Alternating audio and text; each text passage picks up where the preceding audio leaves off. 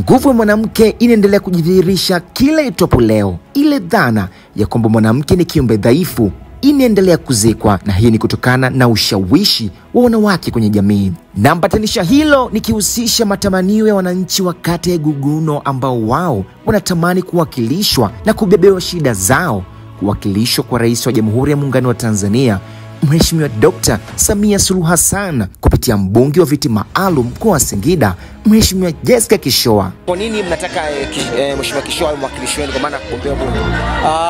Mheshimiwa, mimi nahitaji Jessica Kishoa awe mbunge kwa sababu tuna matatizo mengi. Moja, tunahitaji tupate maji. Kituo cha afya ndani ya kata Iguguno hamna. Na hivyo vitu pamoja na hicho kivuko ili atutengenezee vizuri. Wananchi wa kata ya Iguguno wanaomba asimame kama nguzo katika jimbo la Iramba Mashariki. Kalama yetu hii tunakuomba Mheshimiwa Jessica, kama Mwenyezi Mungu atakupa ridhaa, naomba Jessica uweze kuchukua fomu uweze kutusaidia katika mkalama yetu. Maana nimekiona kitu ambacho unacho. Matendo yako ya huruma ndio yananishawishi mimi. Mimi nimetoka katika kata ya Gumanga, ni mwenyekiti wa halmashauri ya kijiji cha Gumanga. CCM oye! Tazama mabango ya wananchi yanajieleza.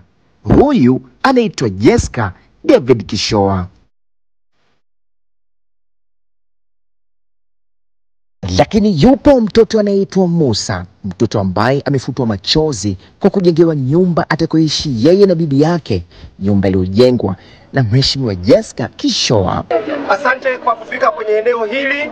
Kama utakavyokumbuka mwaka jana katika ziara yako majira kama haya mnamo 28 mwezi wa 5 mwaka 2024 uliahidi kujenga nyumba ya ndugu yetu Musa Nangu, na kweli umetimiza ahadi hiyo.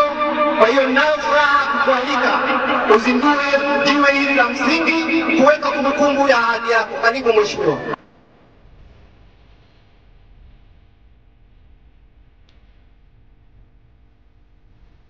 Mimi naitwa Rami Ramsey. Kama unavyoona wakazi wa kata ya Iguguno wamejitokeza kwa wingi kuweza kumsikiliza Mheshimiwa Jessica Kishoa, lakini wapo ambao wanatamani wakionyesha hisia zao wazi kabisa Mheshimiwa Kishoa mwakilishi kwa maana ya kugombea jimbo hili ili wasaidie wananchi wa hapa.